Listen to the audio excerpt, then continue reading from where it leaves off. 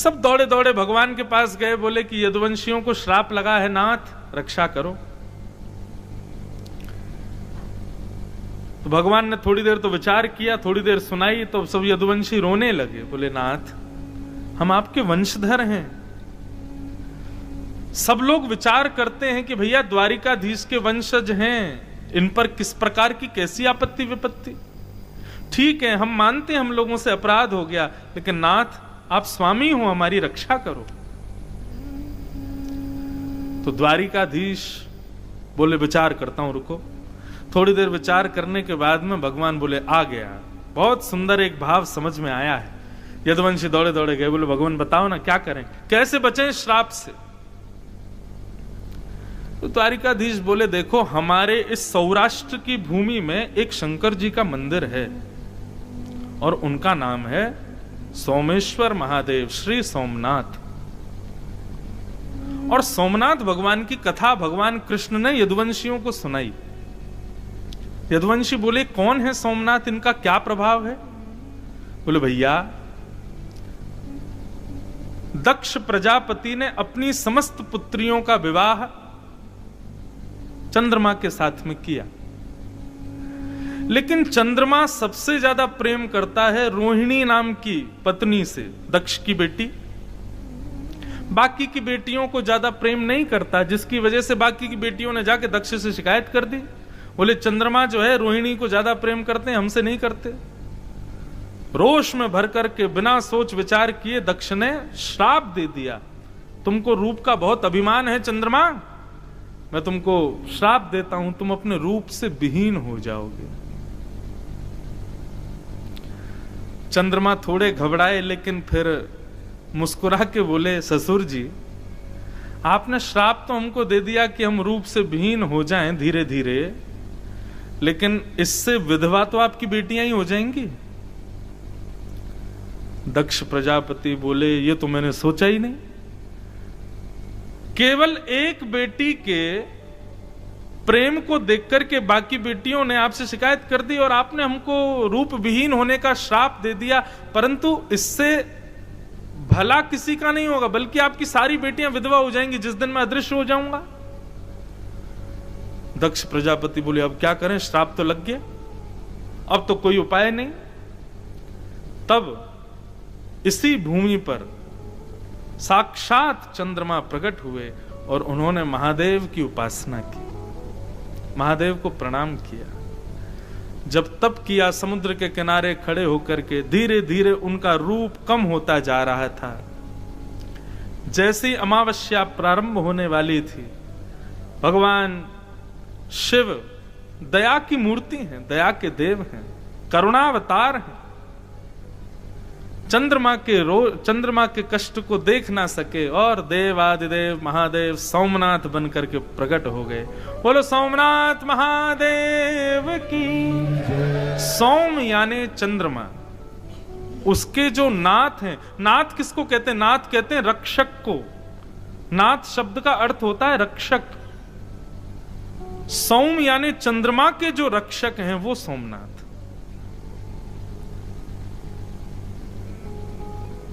चंद्रमा के सामने प्रकट हो गए, बोले क्या बात है चंद्रमा, इतने दुखी क्यों हो।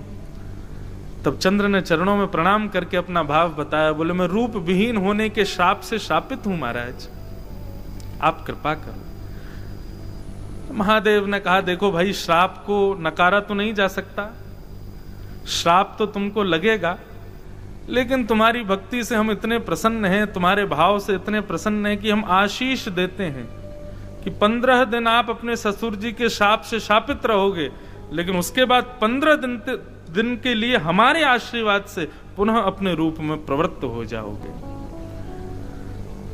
श्राप तो लगेगा, लेकिन हमारा आशीर्वाद भी मिलेगा। तो एकम से लेकर के और अमावस्या तक चंद्रमा जो है वो श्राप में रहते हैं, लेकिन उसके बाद प्रारंभ होता है महादेव का आशीर्वाद और पुनः अपने रूप में आने लग जाते हैं। और पूर्णिमा के दिन पूर्ण चंद्राकार आकाश में चंद्रमा प्रवृत्त हो जाते हैं। ऐसे महादेव के प्रणाम करने से, ऐसे सोमनाथ भगवान को प्रणाम करने से चंद्रमा बन गए भगवान कृष्ण बोले हमें लगता है कि हमारे यदुवंशियों के श्राप को भी शायद महादेव इसी प्रकार किसी आशीर्वाद में बदल दें। तो भैया आप सब लोग यही कीजिए, द्वारिका से एक बढ़िया नाव करते। अच्छा, अब जो द्वारिका हम लोग जिसका दर्शन करते हैं, इसका निर्माण विश्वकर्मा ने किया, परंतु जो द्वारिका भगवान द्वारिकाधीश जिसमें विराजते थे वो ये नहीं थी। ऐसा बताते हैं कि द्वारिका तो समुद्र के भीतर थी। ठाकुर जी कभी कभी अपनी सभा करने के लिए इधर आया करते थे और यहां बैठकर के सभा करते थे। ऐसा बताते हैं कि ये सभागृह था भगवान का। मूल द्वारिका तो समुद्र में थी, समुद्र के बीच। तो भगवान ने कहा बढ़िया नाव बुलाओ और भाई एक काम करो, सारे यदुवंशी उस नाव में बैठ बैठ करके और सब लोग चलो कहां, सोमनाथ। वहां जाकर के ब्राह्मणों को दान करेंगे, महादेव का रुद्राभिषेक करेंगे, उनसे प्रार्थना करेंगे, वंदन करेंगे, समुद्र के किनारे बैठ के महादेव प्रकट हो जाएंगे प्रसन्न होकर के, तो फिर हमारे इस श्राप को आशीर्वाद में बदल देंगे। ये बात सुनते ही महाराज सारे यदुवंशी नाचने लगे, बोले जय हो द्वारिकाधीश की जय हो, आज द्वारिकाधीश ने आनंद करा दिया। परंतु बंधुओं, इस कथा में भगवान की एक चतुराई छुपी हुई है। ठाकुर जी ने सब यदुवंशियों से कहा कि चलो सोमनाथ, वहां जाकर के महादेव की अर्चना करेंगे।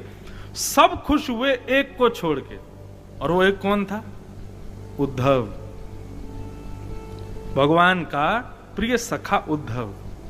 वो भी यदुवंशी है। एक कोने में दूर बैठा बैठा भगवान को तिरछी नजर से देख रहा था। तिरछी नजर से भी ऐसी नजर से देख रहा था मानो चोरी पकड़ ली गई हो तब कोई देखता है, उस प्रकार देख रहा था। भगवान को ऐसे तिरछे कटाक्षों से देख रहा था। तो भगवान ने जैसे उद्धव को देखा तो भगवान भी सकुचाने लगे, कहीं इसको पता तो नहीं चल गया हमारा पूरा प्लान, कहीं ऐसा नहीं हो चौपट करा दे। सब यदुवंशी तो नाचने लगे, अब हम श्राप विहीन हो जाएंगे, अब हमारा श्राप चला जाएगा, सोमनाथ महादेव कृपा करेंगे। सब नाचने गाने लगे, सब जाने लगे। भगवान ने उद्धव को कहा, उद्धव तुम ऐसे क्यों देख रहे हो हमको? उद्धव बोला, मैं ये देख रहा हूं कि आप चतुर नहीं हो, आप चतुर शिरोमणि हो। हाँ, मैंने बहुत चतुर देखे लेकिन आप जैसा चतुर नहीं देखा। भगवान बोले, ऐसी बात क्यों कर रहे हो?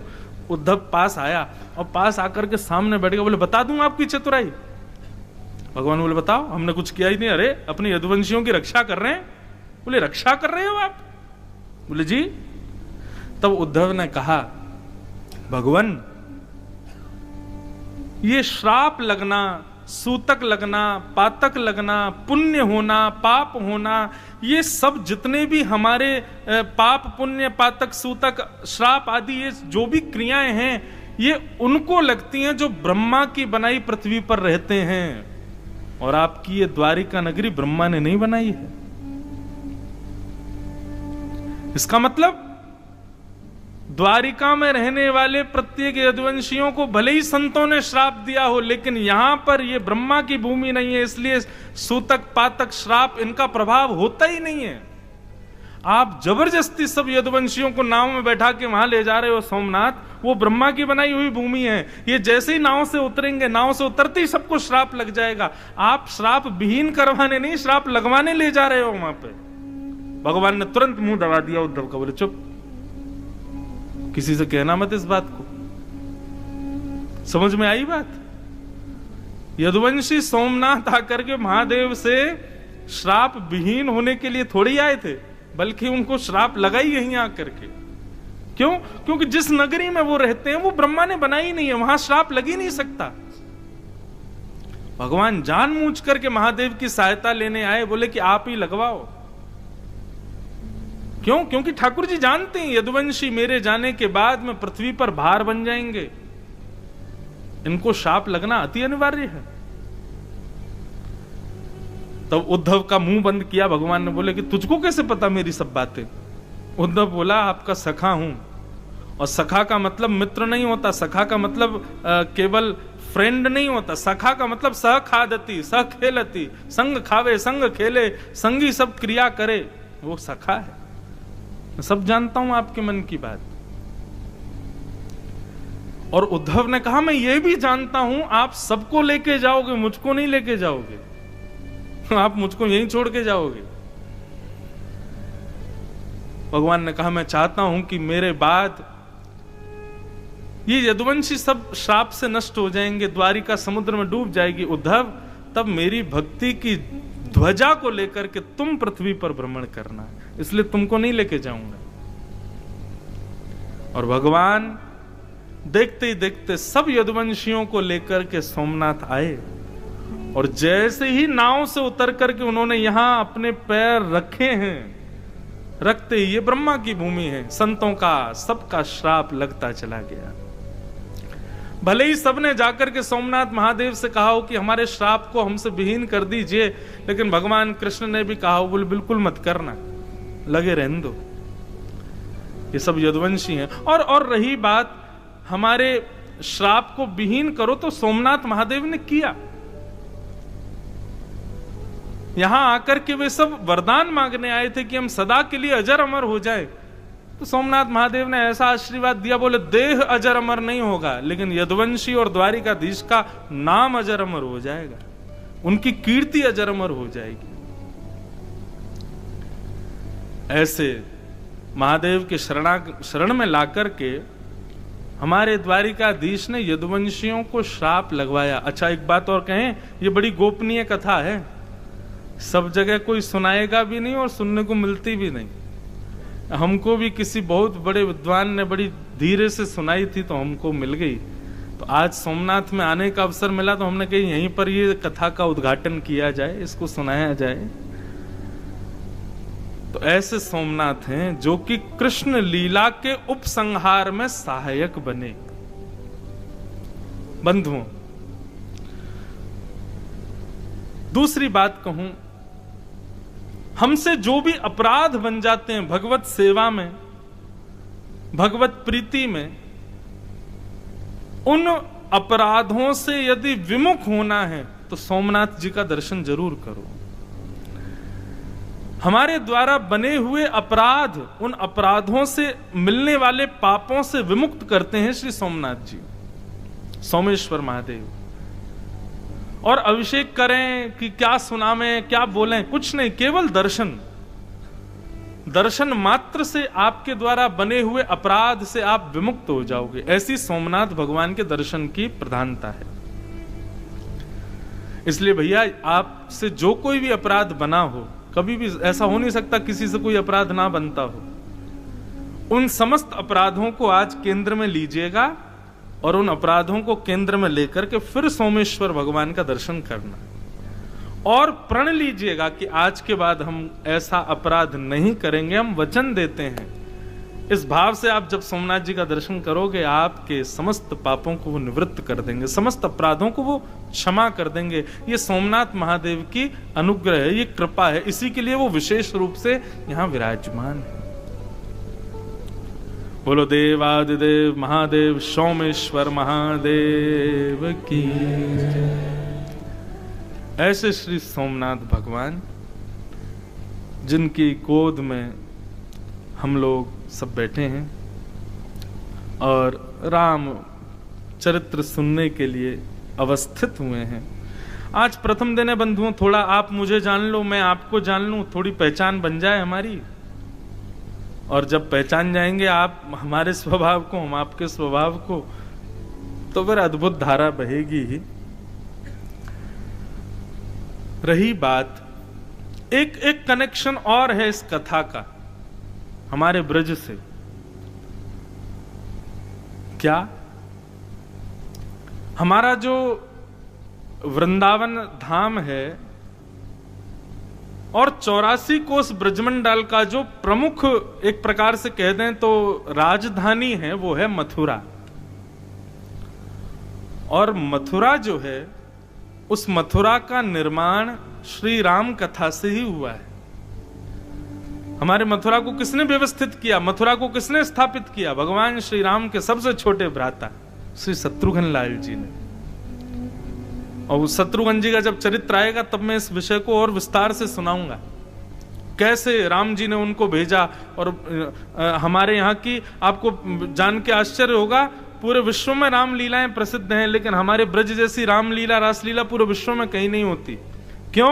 वो रामलीला शत्रुघ्न जी ने ही प्रारंभ की थी। क्यों? क्योंकि अयोध्या से दूर रहते थे, राम जी की याद आती थी, तो क्या करें, तो पात्रों को ही किसी को राम बना के, किसी को लक्ष्मण बना के, किसी को जानकी बना के, फिर शत्रुघ्न जी उनको पात्र सुनाते, तुम ऐसा बोलना, और भरत जी को बताए तुम ऐसा बोलना, जानकी जी को कहते तुम ऐसा करना, और उनको मंच पे ले जाकर के खड़ा करते, और उनको देखकर के श्री शत्रुघ्न लाल जी अपने भाई भाभी अपने समस्त परिवार को याद करके खूब रुदन करते थे। बड़ा सुंदर चरित्र है शत्रुघ्न जी का।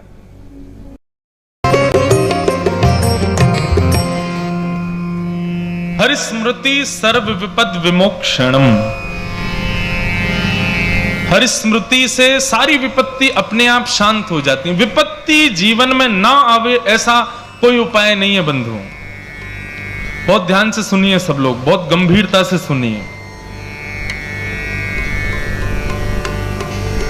विपत्ति जीवन में ना आवे, हमारे जीवन में कभी कोई कष्ट ना आवे, ऐसा कोई उपाय ना तो किसी शास्त्र में वर्णित है, ना किसी पुराण में वर्णित है, कहीं भी नहीं है। और यदि आप ढूंढने के लिए जाओगे, ज्यादा अध्ययन करके प्रयास करोगे कि कुछ मिल जाए कि जिससे कोई संकट हमारे जीवन में ना आवे, तो एक ही उपाय है, केवल और केवल ठाकुर जी का नाम का आश्रय है। भगवत नाम आश्रित हो जाइए, बस वही एकमात्र उपाय, उसके अलावा कोई उपाय नहीं है। अब आप विचार करो, तुलसीदास जी ने रामचरितमानस की रचना की, और जिस हनुमान चालीसा को गा करके लोग पीड़ाओं से दूर हो जाते हैं, जिस हनुमान चालीसा को गा करके लोग अपने आपत्ति विपत्ति भूत पिशाच निकट नहीं आवे, महावीर जब नाम सुनावे, ऐसी हनुमान चालीसा की भी रचयिता कौन है? स्वयं श्री तुलसीदास जी। लेकिन तुलसीदास जी का जीवन चरित्र देखो, क्या उनके जीवन में विपत्ति नहीं थी? बहुत थी। कहां तक कहें, तो गोस्वामी तुलसीदास जी ने जिस समय मानस की रचना की, भारत में जितना विरोध तुलसीदास जी का हुआ उतना किसी का नहीं हुआ। बड़े बड़े विद्वान भी ये कहते थे कि बताओ, ये कोई साधारण सी गांव की भाषा में और इसने राम जी के चरित्र को लिख दिया, ये कोई ग्रंथ है, इसको स्वीकार नहीं करेंगे हम।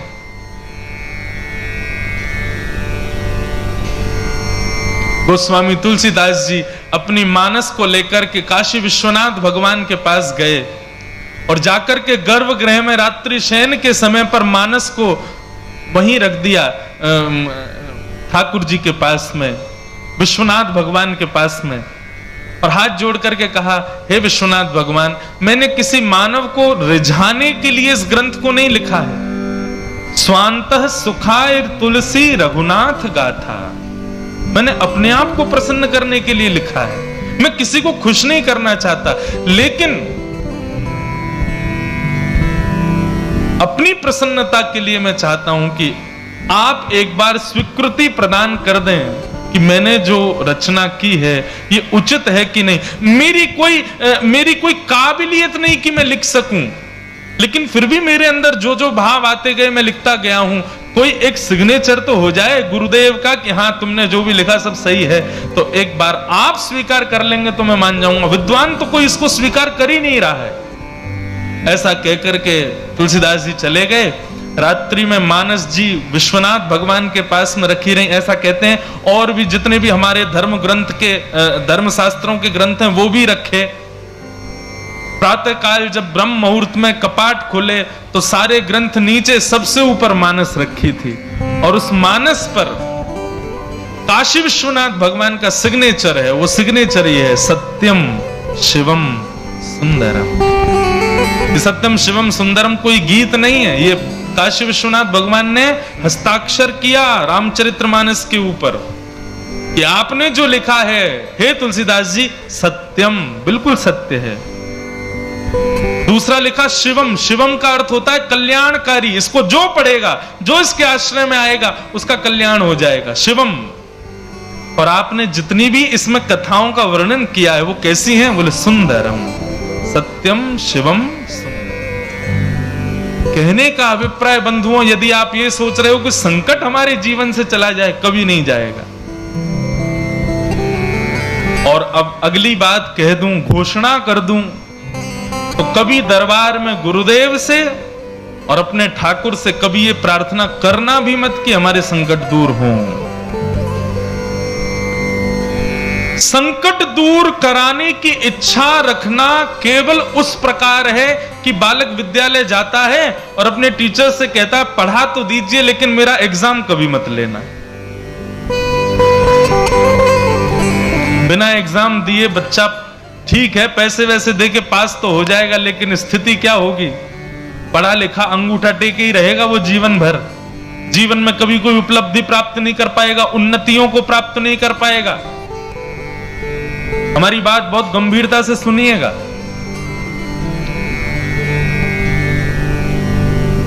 ठाकुर जी से कभी प्रार्थना मत करो कि संकट दूर हो। अपने गुरुदेव से कभी प्रार्थना मत करो कि हमारे संकट दूर हो। ठाकुर जी से बस ये प्रार्थना करना, नाथ संकट हमारे जीवन में है, इस संकट से जूझने का बल आप हमको प्रदान करो, इससे लड़ने की शक्ति आप हमको प्रदान करो। बस संकट विपत्ति दूर हो ऐसी कामना कभी ठाकुर जी से मत करना। उसके पीछे कारण है, और वो कारण क्या है? एक भक्त को पेट का रोग हो गया, इतना भयंकर रोग हो गया कि महाराज वो पानी भी पीता तो सब प्रस्थान हो जाता। लेकिन उस भक्त का नियम था, वो जगन्नाथ भगवान के दिन में 8 बार दर्शन करता था, लेकिन पेट के रोग की वजह से मंदिर ही नहीं जा पा रहा था। समुद्र के किनारे विलाप कर रहा था, भयंकर रोग हो गया था, मलमूत्र में सना हुआ पड़ा था। तभी जगन्नाथ भगवान प्रकट हो गए और प्रकट होकर के उसके अंग पर लगे हुए मलमूत्र को ठाकुर जी अपने हाथ से पोंछने लगे। भक्त ने जब देखा, भक्त ने हाथ पकड़ लिया, बोले ठाकुर जी आप क्या कर रहे हो? बोले तुम्हारा शरीर मलमूत्र में सन गया है, उसको साफ कर रहे हैं। ऐसा मत कीजिए नाथ, आप भगवान हैं, आप परम पवित्र हैं, मेरे तन के मलमूत्र को आप साफ क्यों कर रहे हैं? बोले क्यों? भक्त मेरी सेवा करता है तो मैं भी भक्त की सेवा कर सकता हूं। बोले आपकी बात ठीक है, तो फिर एक काम करो ना, मेरा रोग ही दूर कर दो। जब आप इतने ही सामर्थ्यवान हो तो मेरा रोग दूर कर दो, मेरे मलमूत्र को साफ क्यों कर रहे हो? मुझे ठीक कर दीजिए, स्वस्थ कर दीजिए। भगवान बोले स्वस्थ नहीं करूंगा। भक्त ने पूछा क्यों? तब इतना सुंदर उत्तर ठाकुर जी देते हैं, सबको सुननी चाहिए ये बात। आप इसके बाद कभी नहीं कहोगे कि हमारे दुख दूर करो। ठाकुर जी कहते हैं देखो, मानव के जीवन में वो जो कुछ भी भोगता है वो सब अपने प्रारब्धों से भोगता है, और प्रारब्ध जब पूरा भुग जाएगा तभी वो मेरी प्राप्ति कर पाएगा, उससे पहले मेरी प्राप्ति नहीं हो पाएगी। यदि व्यक्ति कहे कि मेरे संकटों को दूर कर दो, तो इसका मतलब क्या हुआ? उसके प्रारब्ध से जो उसको भोगना था वो नहीं भोगा, और यदि वो नहीं भोगेगा तो मेरी प्राप्ति नहीं हो पाएगी। भगवान कहते हैं अभी यदि मैंने तुम्हारा रोग ठीक कर दिया तो प्रारब्ध तुम्हारा इकट्ठा रहेगा, आज नहीं तो कल, कल नहीं तो अगले जन्म में भोगने के लिए तुमको आना पड़ेगा, क्योंकि ये तो संसार का नियम है। जब तक हमारे पाप पुण्य दोनों हम भोग नहीं लेंगे तब तक हमको वैकुंठ नहीं मिलेगा। जब दोनों शून्य नहीं हो जाएंगे जब तक, तब तक ठाकुर जी नहीं मिलेंगे। और इसको शून्य यदि करना है तो आपको अपना प्रारब्ध भोगना तो पड़ेगा। इसलिए ठाकुर जी कहते हैं प्रार्थना ये करो कि बल मिले, ये मत करो कि दुख दूर हो, संकट दूर हो। स्वामी विवेकानंद तो कहते हैं कि यदि किसी व्यक्ति के जीवन में संकट नहीं आते तो ऐसा व्यक्ति विचार करे कि वो वास्तव में जी रहा है कि नहीं जी रहा है। और मैं तो अपनी कथाओं में कहा करता हूं, किसी के जीवन में संकट आ जाए ना तो थोड़ा सा मुस्कुरा जाना। क्यों? ठाकुर जी की नजर है आप पे, इसीलिए आपकी परीक्षा हो रही है। और जिनकी कभी परीक्षा नहीं होती तो समझो ये बैक बेंचर्स हैं। जैसे क्लास में पीछे बैठने वाले बच्चे होते हैं ना, टीचर ना उनको डांटता है ना उनसे कुछ कहता है, बोले क्यों? ये पढ़ते लिखते तो है नहीं, पीछे ही पड़े रहो तुम। तो इसलिए संसार में जिनको दुख नहीं मिलता उनको ये समझ लो इन पे ठाकुर जी कृपा ही नहीं है, इनको ठाकुर जी ने छोड़ रखा, बोले तुम्हारे कुछ हो नहीं सकता, तुम पापी हो। लेकिन जिसको समय समय पर पीड़ा हो जाए, जिसको बात बात पर कोई ना कोई परीक्षा भोगनी पड़े, समझ जा रहा कि ठाकुर जी की हम पे दृष्टि है, इसीलिए बार बार कुछ ना कुछ होता रहता है। संसार एक दुखालय है और यहां हम दुख ही भोगने आए हैं, उससे हम बच नहीं सकते। लेकिन फिर भी जैसे मीराबाई के जीवन में दुख आया, लेकिन मीराबाई के जीवन चरित्र को आप पढ़ोगे तो कहीं भी ऐसा नहीं लगेगा कि मीराबाई कर्म पर हाथ धर के बैठी हूं कि हे नाथ ऐसा क्यों हो रहा है। भक्त प्रहलाद के जीवन में दुख आया, खुद की सगी भुआ लेकर के चिता में बैठ गई, इससे बड़ा दुख क्या होगा। खुद के पिता मारना चाहते हैं, इससे बड़ा दुख क्या होगा। लेकिन ऐसे प्रहलाद भी कभी चिंता करके बैठे हों, ऐसा कहीं नहीं लिखा। इसके पीछे कारण क्या है, वही कारण यहां बता रहे हैं, बहुत ध्यान से सुनिएगा। कि देह स्थिमां सरुधिरे भीमतिं त्यजत्वं जाया सुतादिषु सदा ममतां विमुञ्च पश्यानिशं जगदिदं क्षणभङ्गनिष्ठं वैराग्यरागरसिको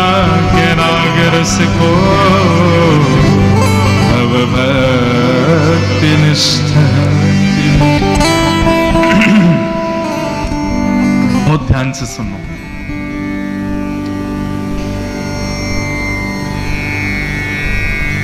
यहां पर गोकर्ण जी महाराज अपने पिता को एक सूत्र दे रहे हैं, दुख से बचने का सूत्र। पिताजी,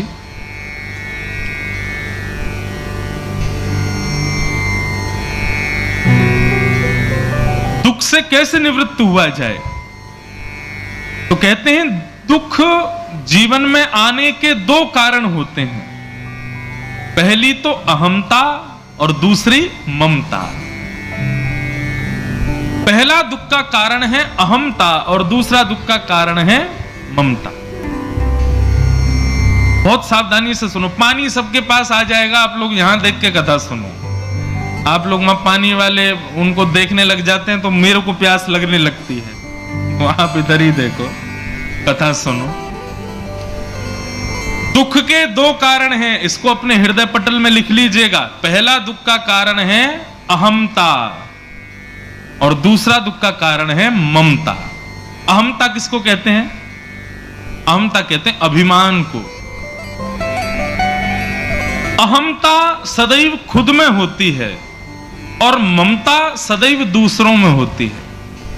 ये दो ही दुख के कारण हैं। यदि व्यक्ति इन दोनों से बच जाए तो उसको कभी दुख का अनुभव नहीं होगा। पहली बात तो पिताजी अहमता का त्याग करें। हम अभिमान करते हैं, किस चीज का अभिमान?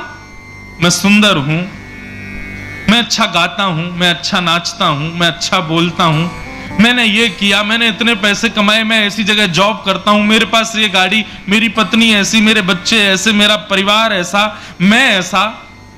रूप का अभिमान, बुद्धि का अभिमान, यौवन का अभिमान, घर का अभिमान, संपत्ति का अभिमान, पुत्र पुत्री का अभिमान, पत्नी का अभिमान, परिवार का अभिमान, जाति का अभिमान, ये सारे अभिमान दुख के कारण होते हैं। पिताजी, सबसे पहले तो व्यक्ति को अहमता का त्याग करना चाहिए, अभिमान का त्याग करे। क्यों? वो जिस रूप का अभिमान कर रहा है, आप विचार करके बताइए, कोई सुंदरता का अभिमान करे, कितने दिन सुंदर बना रहेगा? 10 साल, 15 साल, 20 साल, एक समय आएगा उसको देख करके भी लगेगा कि बताओ किसी समय में ये सुंदर था, लेकिन अब देखो इसकी स्थिति क्या हो गई। आपके बगल वाले नगर में तो इसी के ही पैसे खर्च किए जाते हैं कि हम जीवन भर सुंदर ही बने रहें। हमारे पूज्य पिताजी महाराज कहते हैं कि जो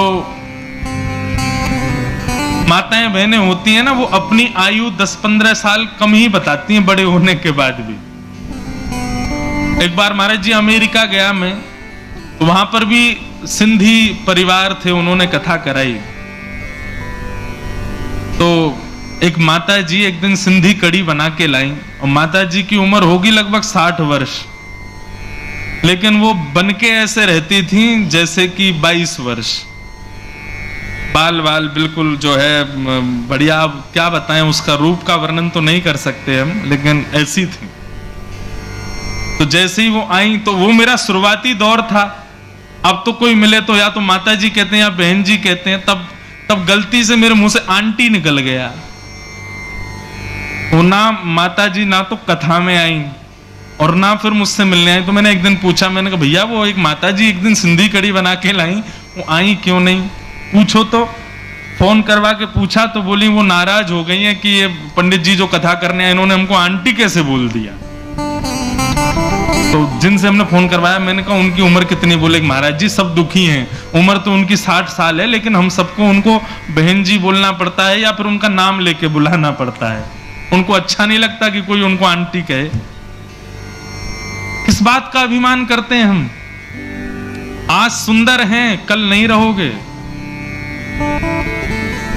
आंखों पे पड़ेगा जाला, नाक से बहेगा नाला, लाठी से पड़ेगा पाला, जरा जिंदगानी का। एक दिन सबकी स्थिति ऐसी हो जानी है, तो फिर अभिमान क्यों?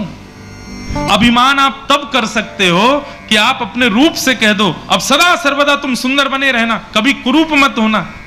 मानेगा आपकी? नहीं मानेगा। बालों से कहना अब हम डाई नहीं करेंगे, अब तुम काले ही बने रहना, नहीं मानेंगे, काले हो जाएंगे। अपनी चमड़ी से कह दो तुम सदैव वैसी कसी रहना, कभी झुर्रियां नहीं पड़नी चाहिए, नहीं मानेंगी, एक दिन झुर्री पड़ जाएंगी। हड्डियों से कह दो तुम सदैव स्वस्थ रहना, लेकिन एक दिन लड़खड़ा ही जाएंगी।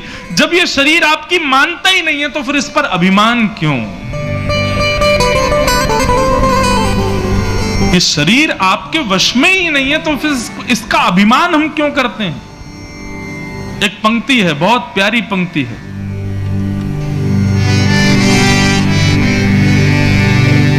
देने वाले ने दिया,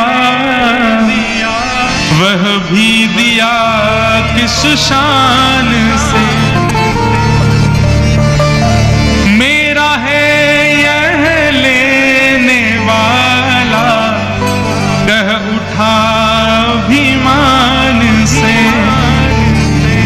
मैं नहीं, मेरा नहीं, यह तन किसी का है दिया, जो भी अपने पास है यह धन किसी का है दिया, हमारा नहीं है, ठाकुर जी ने हमको दिया है।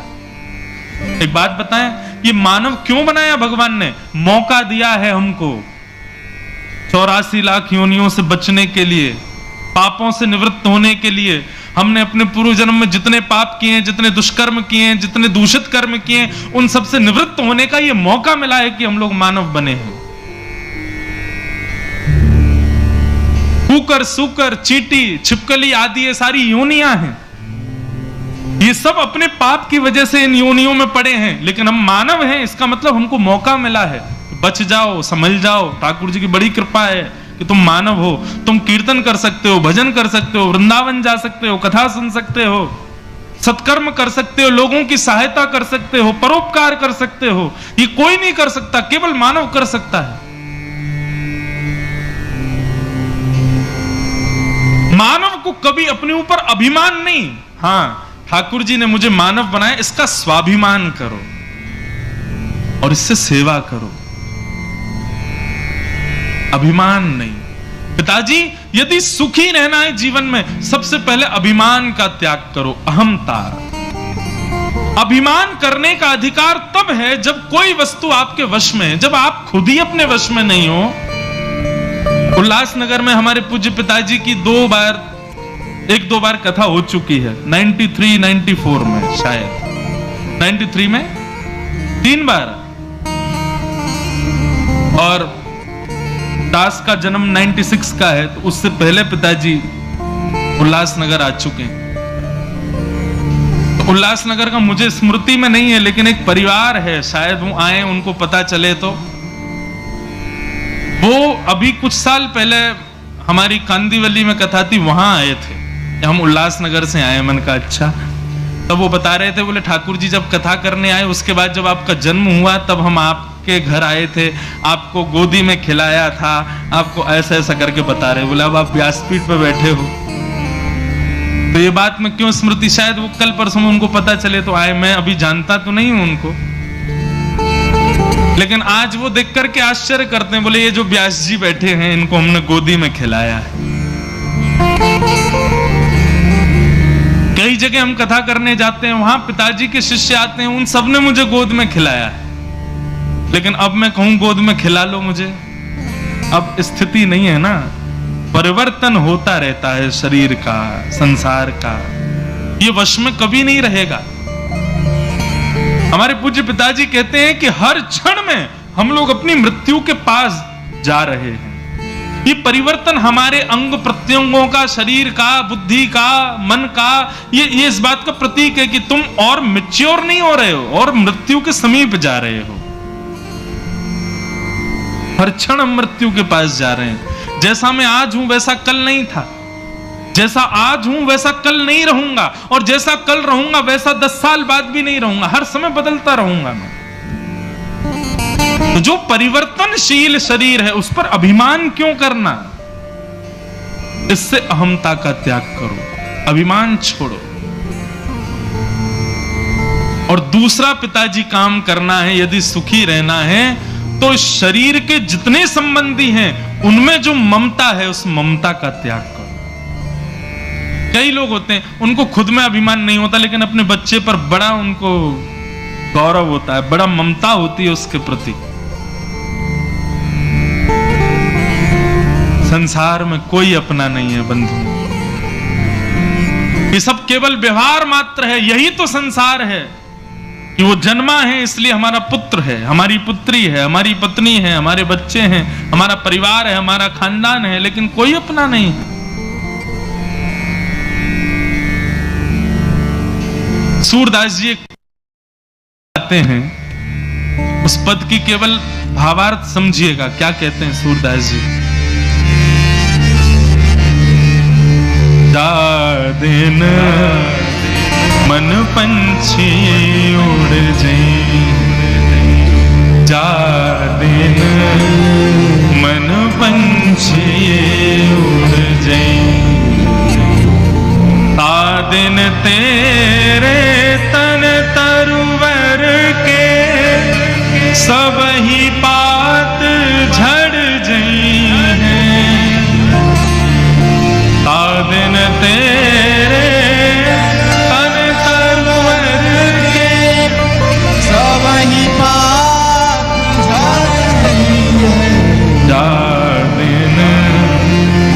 पंछी उड़ जाए, जा मन पंछी। जिस दिन हमारे भीतर बैठी जो आत्मा है वो उड़ गई, जब हंस अकेला उड़ जाएगा, खाली पिंजरा पड़ा रह जाएगा, कुछ नहीं बचेगा। स्वयं से अहंता का त्याग और अपनों से ममता का त्याग। सूरदास जी उसी पंक्ति में आगे कहते हैं, पत्नी हाथ पकड़ करके 7 फेरे लेती है, और 7 फेरों में क्या कहती है, हम 7 जन्म तक साथ रहेंगे, अगले जन्म में भी मैं आपकी पत्नी बन के आऊंगी, आप मेरे पति बन के आना, आदि आदि जो भी नियम होते हैं। जिनके ब्याह हो गए उनको पता होगा। लेकिन सूरदास जी कहते हैं, जा प्रियतम सो प्रीत घनेरी, सो देख डर जई है।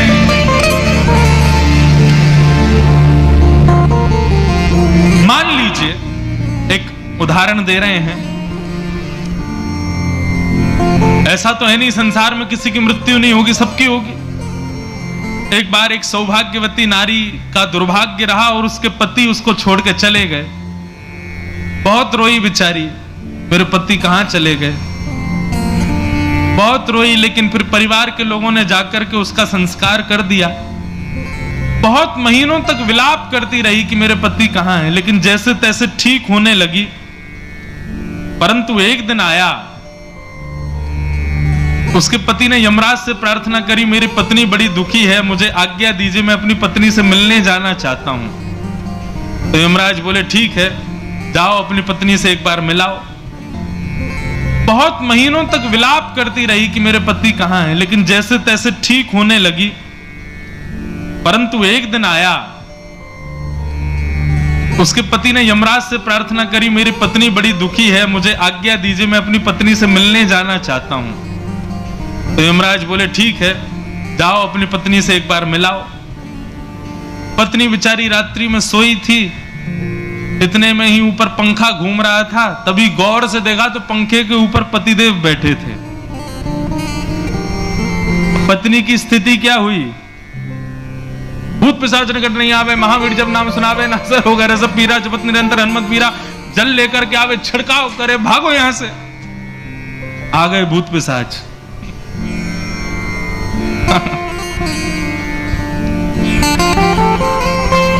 पत्नी घबरा गई उसको देख करके, पंडित जी के पास गई, महाराज मेरे घर में आकर के कुछ करिए। बोले क्यों? बोले हमारे पतिदेव की मृत्यु हो गई है, इतने महीने पहले, इतने साल पहले, वो कल पंखा पे लटके दिखाई दिए रात को हमको। सूरदास जी कहते हैं, जा प्रियतम सो प्रीति घनेरी, मृत्यु के बाद सो देख डर जई हैं। तो फिर ये ममता किससे कर रहे हो आप? मृत्यु होने के बाद पत्नी, बच्चे, खानदान, परिवार सब रो भले ही रहे हैं, लेकिन यदि आप दोबारा उठ के बैठ गए ना तो सब भाग जाएंगे वहां से, क्योंकि उस समय भय लगता है कि अब तो ये चला गया, अब नहीं आ सकता। और यदि चमत्कार से आ भी गए तो सब भय के मारे भाग जाएंगे।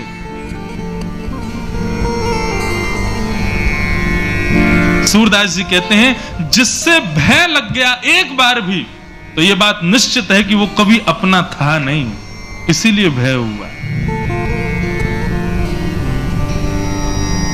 ऐसा कौन है जिससे कभी भय नहीं लगता? तब सूरदास जी अगली पंक्ति कहते हैं, बिन गोपाल को नहीं अपनो, जासों की रति रही। भैया को चोट तो नहीं लगी जो गिर गए थे? ठीक है, आप ही गिरे थे, ठीक है भैया। बिन गोपाल को नहीं अपनो। ठाकुर जी से कभी डर लगेगा? कभी डर नहीं लगेगा। मान लो आप सो रहे हो रात्रि में, अंधेरा कमरा है, और उसी समय नील वर्ण आपको दिखाई देने लगे और चंदन की सुगंधी नासिका में आने लगे, रुमझुम पायलों की झनकार आने लगे, तभी नेत्र खोल करके देखो, मोर मुकुट पीतांबरधारी द्वारिकाधीश सामने खड़े हैं, श्री वृंदावन बिहारी लाल खड़े। भय लगेगा क्या? नहीं लग सकता। ठाकुर जी से कभी भय नहीं लग सकता लिए करने। लेकिन यज्ञशाला के बाहर में इतने बड़े बड़े हॉर्न लगा दिए, और सुबह 4 बजे से ही ना बच्चों को सोने दे रहे हैं, रात में 11 बजे तक उसी में ही महाराज सुंदरकांड का पाठ चल रहा है, बच्चे सो ही नहीं पा रहे, घर परिवार में, पड़ोसियों में, आपस में सब में द्वंद्व चल रहा है, कान पर रुई लगा करके रात में लोग सो रहे हैं, भैया कहाँ जाएं, कैसे जाएं, और कर क्या रहे हैं यज्ञ, लेकिन परेशान हो रहे हैं सब लोग उससे। वो धर्म नहीं है। धर्म का स्वभाव क्या है? जो सबको धारण करे, जो सबको संभाल लेवे, वो धर्म है।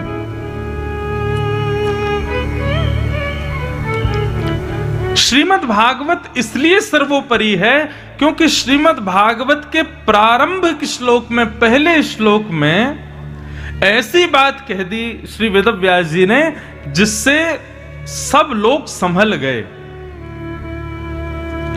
कैसे? क्योंकि जब श्री वेदव्यास जी भागवत की रचना कर रहे थे, श्रीमद् भागवत अंतिम रचना है वेदव्यास जी की, इसके बाद भागवत जी के बाद वेदव्यास जी ने अपनी कलम को विश्राम दे दिया कि अब मुझे कुछ लिखना शेष नहीं रह गया, मैंने सब कुछ लिख दिया यहाँ पर। तो जब भागवत की रचना कर रहे थे तो 33 कोटि देवता आकाश में खड़े हो गए और सब में होड़ लगी है कि वेद व्यास जी किसको प्रणाम करेंगे सबसे पहले। आज भी लोगों के अंदर एक स्वभाव होता है, उसको कहते हैं पदेशणा। क्या कहते हैं? इतने धीरे बोलोगे मुझे सुनाई नहीं देगा। क्या बोलते हैं? पदेशणा।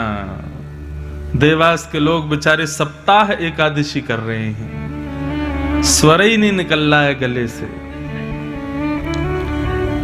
पदेशणा। पदेशणा किसको कहते हैं? जिस व्यक्ति को बड़ी मान की इच्छा होती है, बड़ी पद की इच्छा होती है, बहुत ज्यादा सम्मान के जो इच्छुक होते हैं ना, ऐसे व्यक्ति को कहते हैं पदेशणा युक्त व्यक्ति, जिसको पद की बड़ी इच्छा होती है। शादी ब्याह के समय पर हर परिवार में देखने को मिलते हैं पदेशणा वाले लोग। बेटी के ब्याह में फूफा जी मुंह फुलाए बैठे हैं। काहे को बैठे हैं? मुझसे कोई पूछे ही नहीं रहा है, मुझसे किसी ने पूछा ही नहीं। फूफा जी आपने वो गुलाब जामुन खाया? मुझसे किसी ने पूछा ही नहीं, मुझे किसी ने दिया ही नहीं। ये पूछ के जो बहुत ज्यादा आदी होते हैं कि बात बात उनसे पूछो, इनको कहते हैं पदेशणा वाले लोग। ये पदेशणा लगभग सब में होती है। लेकिन एक बात कहूं बंधुओं,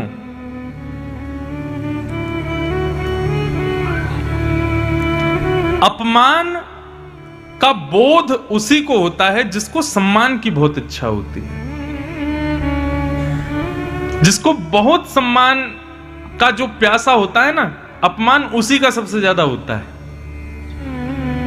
और जिसको सम्मान की बिल्कुल इच्छा नहीं होती ना, ऐसे व्यक्ति का जबरदस्ती अपमान कर दिया जाए तो भी उसको कुछ पता नहीं चलता कि मेरा अपमान हुआ है। इसलिए सदैव ना सम रहो, समत्व में रहो, ज्यादा सम्मान की इच्छा मत रखा करो। और आप लोग तो विशेष रूप से, क्योंकि महाकाल की नगरी के पास ही आप लोग रहते हो। ये महादेव हैं। भरी सभा में दक्ष प्रजापति अपमान कर देता है, फिर भी सहन करते हैं। इसीलिए बाकी सब देव हैं और ये महादेव हैं। महादेव क्यों हैं? क्योंकि महादेव सम्मान के इच्छुक नहीं है और अपमान से उन पर कोई फर्क भी नहीं पड़ता है, इसीलिए वो महादेव हैं। ऐसा कहते हैं भगवान शिव ने विष पिया, वो नीलकंठ हैं। वास्तव में विष क्या है? अपमान ही विष है। हम आप सब लोग जो ये अपने देवताओं से सीखना चाहिए, अपने देवताओं के देवत्व से सीखना चाहिए। हम महादेव से क्या सीखें? कि महादेव से यह सीखना है कि महादेव अपमान को भी पी लेते हैं, हम लोग सह नहीं पाते। अपमान को जो सहन करे वो महादेव है। तो सारे देवताओं में होड़ लगी है कि भागवत की रचना हो रही है, सबसे पहले किसका वंदन किया जाएगा, किसको नमन किया जाएगा। वेद व्यास जी महाराज जब कलम से लिख रहे थे पहला श्लोक भागवत का, मनी मन विचार कर रहे थे बहुत बड़ा युद्ध होने वाला है। क्यों? सारे देवता आपस में होड़ लगाए बैठे हैं। वेद व्यास जी किसका नाम पहले लिखेंगे, किसको वंदना पहले करेंगे, और मैंने यदि किसी एक को वंदन किया तो बाकी सब रूठ जाएंगे मेरे से। गणेश जी बोले मुझे पहले वंदन करेंगे, मैंने आदि कई सारे ग्रंथ लिखने में सहायता की है वेद व्यास जी की। सरस्वती बोली ये मुझे पहले वंदन करेंगे क्योंकि इनके पास जितना भी ज्ञान है वो मेरी कृपा है इनके ऊपर। नारायण बोले मुझे पहले वंदन करेंगे क्योंकि बद्री विशाल में ही लिखे हैं सारे ग्रंथ, वो बद्री विशाल नारायण की भूमि है। सब देवताओं में होड़ लगी है, परंतु श्री वेद व्यास जी महाराज अपने प्रथम श्लोक को लिखते लिखते लिखते लिखते अंत में किसको वंदन करते हैं? सत्यम परम धीमहि। इस संसार में, इन तीनों लोकों में, इस भुवन में जो कोई भी परम सत्य है मैं उसको वंदन करता हूं।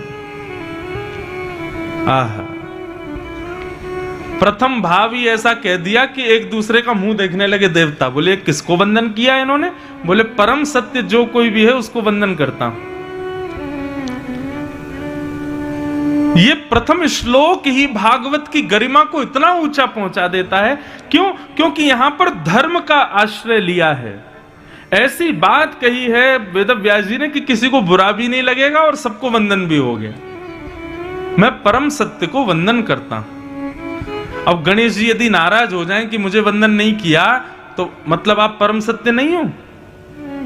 सरस्वती नाराज हो जाएं मेरी स्तुति नहीं की, तो क्या आप परम सत्य नहीं हो? वेदव्यास जी ने तो कह दिया जो भी परम सत्य है, मुझे नहीं पता, मैं किसी एक का नाम नहीं लिख रहा हूं, आप में से जो भी परम सत्य है मैं उसको वंदन करता हूं। कहां तक कहें, मानव स्वयं को भी परम सत्य मानता है, सबको वंदन किया। इसीलिए कहते हैं नमोस्तुते व्यास विशाल बुद्धे। व्यास जी की बुद्धि को हम प्रणाम करते हैं। क्यों? क्योंकि वो ज्ञान युक्त नहीं है, विवेक युक्त है, विवेक युक्त। इसलिए भागवत ग्रंथ सबसे श्रेष्ठ है, क्योंकि यहां पर ऐसे विवेक युक्त वक्ता ने इसकी रचना की है, वेदव्यास जी महाराज। तो प्रथम श्लोक में परम सत्य को वंदन किया। श्रीमद् भागवत के द्वितीय श्लोक में 4 बातें बताई गई, विषय, अधिकारी, संबंध और प्रयोजन। भागवत का विषय क्या है, भागवत का अधिकारी कौन है, भागवत का संबंध क्या है और भागवत का प्रयोजन क्या है। बहुत ध्यान से सुनिएगा। ये जो सप्ताह क्लास यहां पर अभी प्रारंभ हो रही है ना, उसके सारे रूल्स एंड रेगुलेशंस बताए जा रहे हैं। पहली बात, भागवत का विषय क्या है? तो धर्म प्रोजित कैतवोत्र परमो। सुनने वाले के हृदय में परम धर्म का बीज बो देना, ये भागवत का विषय है। बहुत ध्यान से सुनिए सब लोग, सावधानतया श्रुणु। भागवत का विषय है सुनने वाले के हृदय में परम धर्म का बीज बो देना। आप कहोगे महाराज जी अभी थोड़ी देर पहले आप धर्म समझा रहे थे, अब एक नया शब्द ले आए हो, परम धर्म। परम धर्म किसे कहते हैं? बहुत बहुत सीधी सादी डेफिनेशन है परम धर्म की। धर्म और परम धर्म में अंतर केवल इतना है, धर्म किसके लिए? धर्म किया जाता है देह के लिए, और परम धर्म किया जाता है आत्मा के लिए। सुबह उठना, स्नान करना, पूजा करके अपने दफ्तर चले जाना, अपने दुकान पर जाना, अपने बिजनेस को शुरू करना, अपनी जॉब करना, मान प्रतिष्ठा यश वैभव करना, प्राप्त करना, निष्ठा से कर्म करना, ये सब धर्म के अंतर्गत आ जाते हैं। यहां पर फल किसको मिल रहा है? आपके देह को मिल रहा है। जहां पर देह की प्रसन्नता का भाव रखा जाए वो धर्म है, परंतु जहां पर आत्म कल्याण की भावना रखी जाए, आत्मा की कल्याण की भावना रखी जाए, वो परम धर्म है। अच्छा आप बताओ, कथा सुनना धर्म है कि परम धर्म है? क्या है? धर्म है। आधे बोल रहे हैं धर्म, आधे कह रहे हैं परम धर्म। इसीलिए तो बार बार कहता हूं सावधानी से सुनो। एक बार एक व्यास जी की कथा हुई। कथा क्या हुई? एक महात्मा रहते थे गांव के बाहर, तो गांव के लोगों ने इच्छा व्यक्त की कि भाई कथा होनी चाहिए हमारे गांव में। किससे कराएंगे? बोले एक महात्मा रहते हैं बाहर कुटिया पे, उनसे प्रार्थना कर देते हैं। सारे गांव के लोग गए महात्मा जी से जाके, बोले महात्मा जी हमारे यहाँ कथा सुना दीजिए गांव में। बोले ठीक है, क्या व्यवस्था रहेगी? बोले बढ़िया पंडाल बनाएंगे, सबके बैठने की व्यवस्था करेंगे, सबके प्रसाद की व्यवस्था रखेंगे, आप तो बस आके कथा सुनाओ। महात्मा जी बोले ठीक है, परंतु मैं एक प्रश्न पूछूंगा आते ही, यदि उसका उत्तर आप लोगों ने दे दिया तो मैं कथा सुनाऊंगा। गांव वाले बोले जो आज्ञा, आप प्रश्न करना, हम उत्तर देंगे। पहले दिन की बात, व्यास जी आए मंच पर आकर के और महात्मा ने सबसे आकर के पूछा, हाँ भाई कथा सुनोगे? बोले जी महाराज जी तैयार हैं। बोले पहले मेरे प्रश्न का उत्तर दो। गांववासी बोले महाराज जी प्रश्न कीजिए। तो महाराज जी ने प्रश्न किया, क्या भगवान है? गांव के लोग बोले हाँ महाराज जी भगवान तो हैं, भगवान हैं इसीलिए तो हम लोग कथा सुनना चाहते हैं, और भगवान हैं इसीलिए उनको और जानने के लिए हम सब लोग इकट्ठे हुए हैं। भगवान तो हैं। व्यास जी ने अपना कमंडल उठाया, उठ करके चले गए, जाके सीधे अपनी कुटिया में जाके बैठ गए। गांव के लोग बोले भैया क्या हो गया? प्रश्न पूछा था हमने तो सही उत्तर दिया, व्यास जी चले क्यों गए? बोले जाके पूछो। सारे गांव वासी दौड़े दौड़े गए, जाकर के व्यास जी के चरणों में प्रणाम किया। बोले महाराज जी आपने कथा नहीं सुनाई। बोले मैंने प्रश्न पूछा, तुम लोगों ने उत्तर दिया, तो फिर मुझे लगा कि अब कुछ सुनाना शेष नहीं है। मैंने पूछा भगवान है, तुमने कहा हाँ है, तो जिसके बारे में तुम जानते ही हो कि वो है, तो फिर मैं क्या बताऊं? जब तुम लोग जानते ही हो कि भगवान है, तो फिर उसमें मैं एक्स्ट्रा क्या सुनाऊं तुमको? अरे महाराज जी ऐसी बात मत करो, हमने बहुत पैसा लगा के पंडाल बनाया, कथा तो सुना दो। ठीक है कल सुनाऊंगा, लेकिन मैं फिर से प्रश्न करूंगा, उत्तर देना पड़ेगा। सब लोग बोले ठीक है महाराज जी देंगे। दूसरे दिन व्यास जी आए, आकर के सीधा मंच पे बोले कथा सुननी है? बोले जी महाराज जी। बोले प्रश्न का उत्तर दो। बोले प्रश्न कीजिए भगवान। बोले बताओ भगवान है? गांव वाले बोले नहीं है। कौन भगवान? भगवान हम नहीं जानते किसी भगवान को, कोई भगवान नहीं है महाराज, आप तो कथा सुनाओ, भगवान है ही नहीं।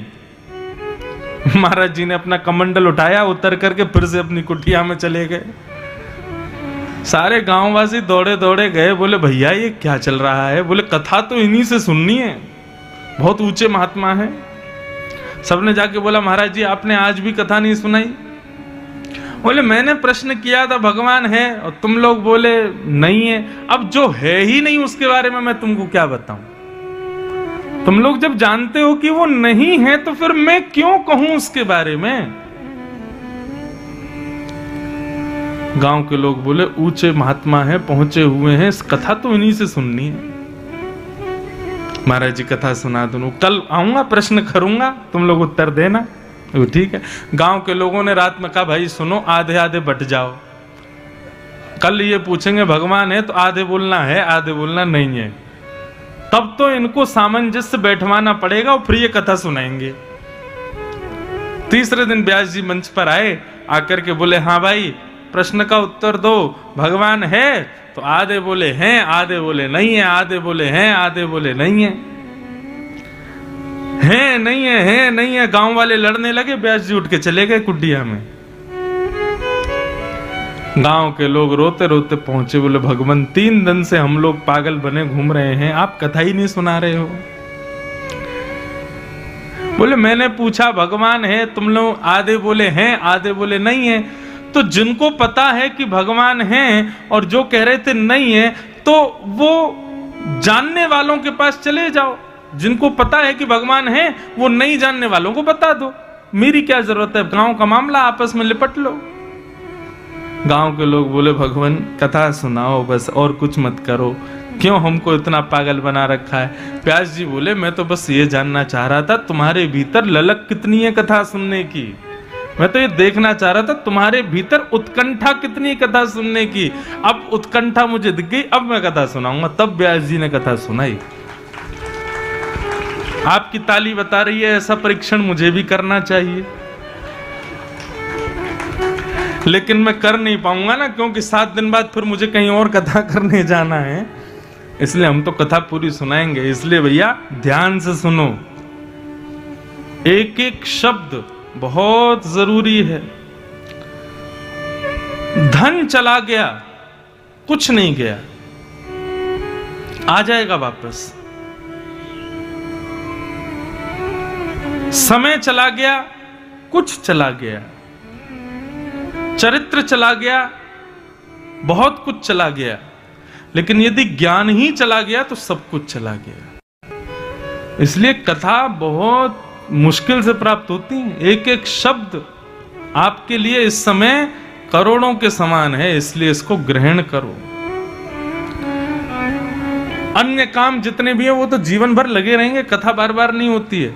और मेरा मुख्य उद्देश्य रहता है, मैं स्वच्छंद कथा सुनाने में ज्यादा मुझे सुख मिलता है, इसलिए भाव से सुनो बहुत।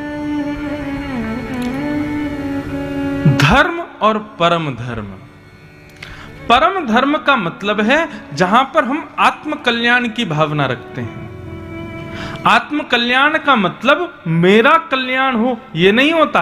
आत्म कल्याण मतलब जो जीव मेरे अंदर विद्यमान है उसका कल्याण।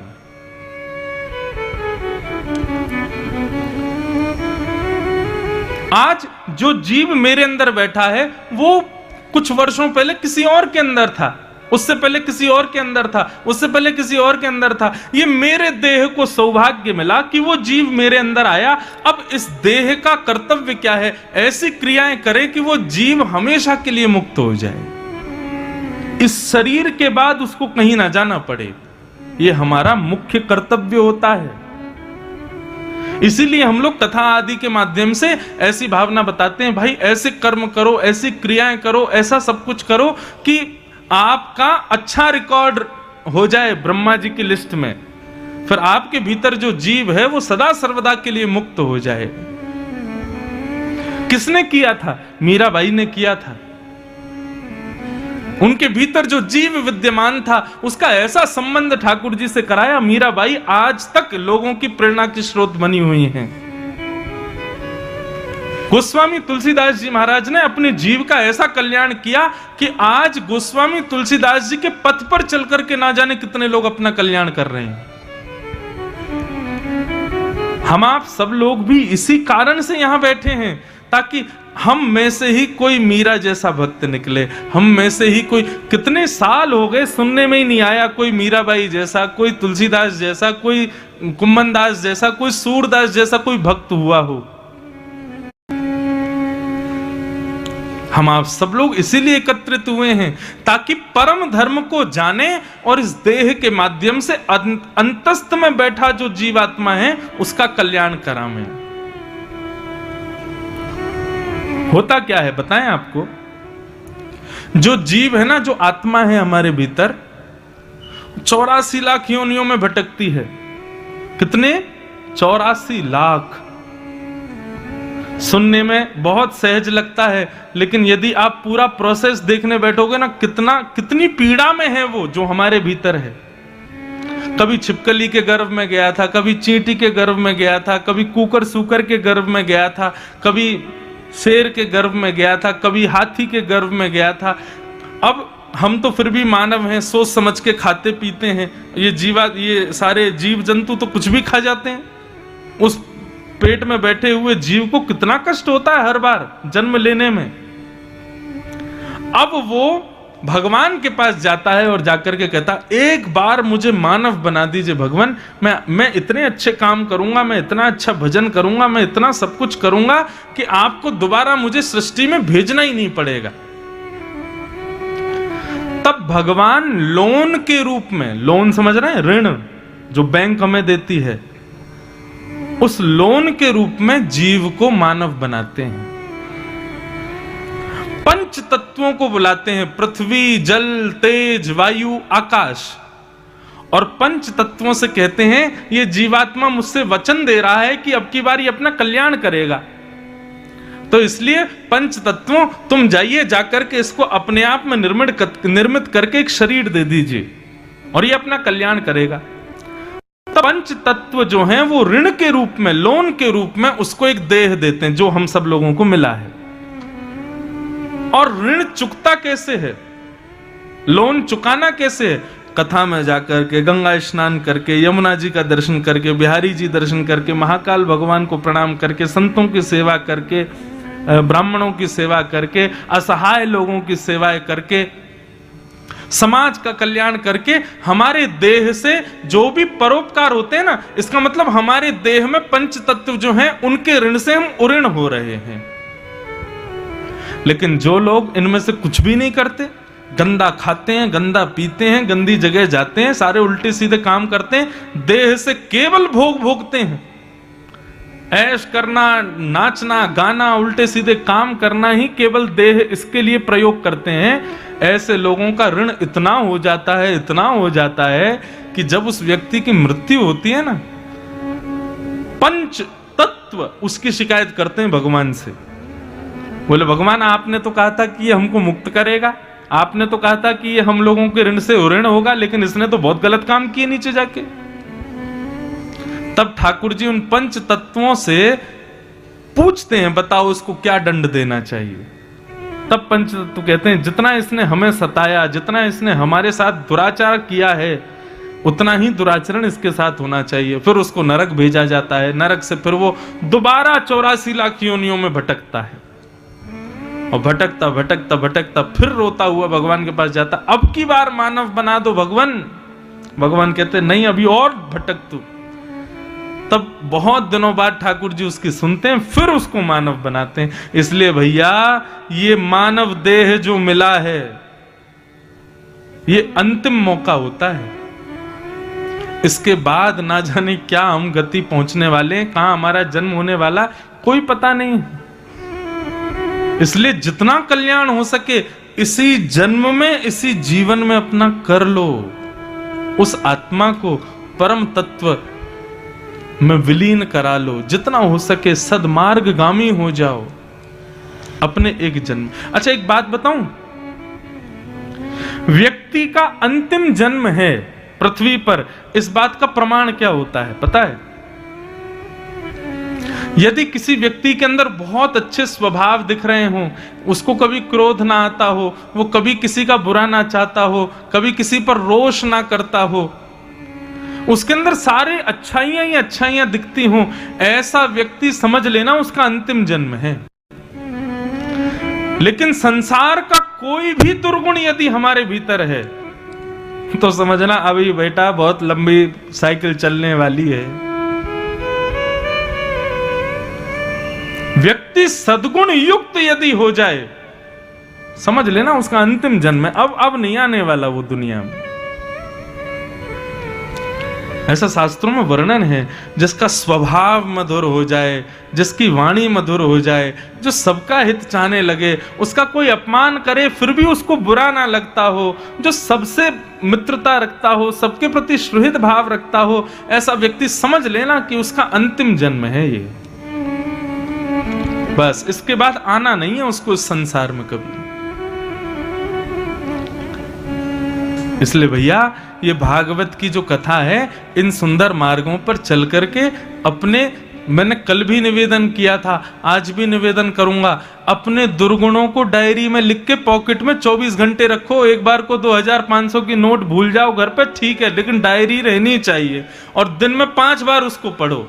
अपने दुर्गुणों को जितना बार देखोगे उतनी जल्दी दुर्गुण नष्ट होगा। वास्तव में दुर्गुण रहता क्यों है हमारे भीतर पता है? क्योंकि दुर्गुण को हम छुपाते हैं। हमारे ठाकुर जी क्या बजाते हैं? वंशी बजाते हैं। क्यों? तबला क्यों नहीं बजाते? सितार क्यों नहीं बजाते?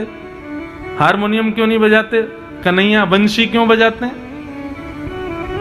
वंशी पोली होती है।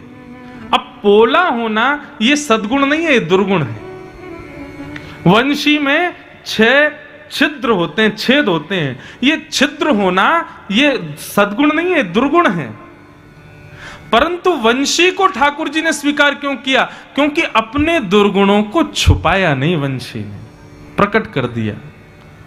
अब तबला, वो भैया तबला बजा रहे हैं हमारे, अब ये तबला जो है ये अंदर से पोला होता है, लेकिन छुपा के रखता है खुद को कि मैं पोला हूं। जितने भी साज होते हैं वो साज अपने पोलेपन को, अपने दुर्गुणता को छुपाते हैं, तब उनमें से स्वर निकलता है। परंतु वंशी अपने पोलेपन को प्रकट करती है। इसलिए ठाकुर जी कहते हैं इसने अपना दुर्गुण नहीं छुपाया, इसलिए इसको अपने अधरों पर निवास दूंगा मैं। व्यक्ति जब जैसा है वैसा ठाकुर जी के सन्मुख प्रस्तुत होता है ना, तब ठाकुर जी उसको स्वीकार करते हैं। अपने दुर्गुणों को स्वीकार करके उनको सगुण बनाने के लिए ही भागवत की कथा सुनी जाती है। तो भागवत का विषय क्या है? परम धर्म, यानी कि आत्म कल्याण का भाव रखना। दूसरी बात, भागवत का अधिकारी कौन है? इस पंडाल में किसको प्रवेश मिलना चाहिए? देखो, आने के लिए मना किसी को नहीं है, लेकिन वास्तविक यहां बैठने का अधिकारी कौन है? इस व्यासपीठ पर बैठने का अधिकारी कौन है? तो उसके बारे में बताते हैं, निर्मत सराणाम सताम। जो मात्सर्य दोष से रहित है, कथा का अधिकार उसी को है।